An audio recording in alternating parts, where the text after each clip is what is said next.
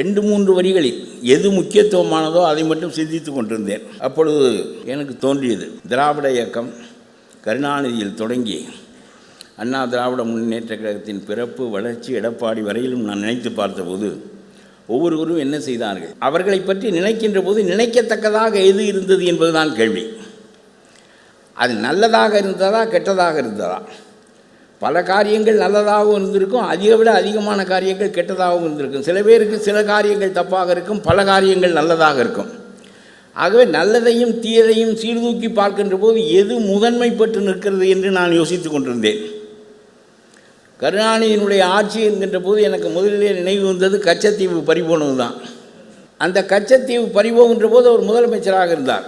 கொடுத்தது மத்திய அரசாங்கம் தான் என்றாலும் கூட அதை எதிர்த்து போராடி அந்த கச்சத்தீவை தக்க வைத்துக் கொள்ள முடியாத காரணத்தினாலே இன்று வரையிலும் மீனவர்கள் சிறைப்பட்டு கொண்டிருக்கிறார்கள். படகுகளை இழக்கிறார்கள், வலைகளை இழக்கிறார்கள், தங்களுடைய வாழ்க்கையே இழக்கிறார்கள்.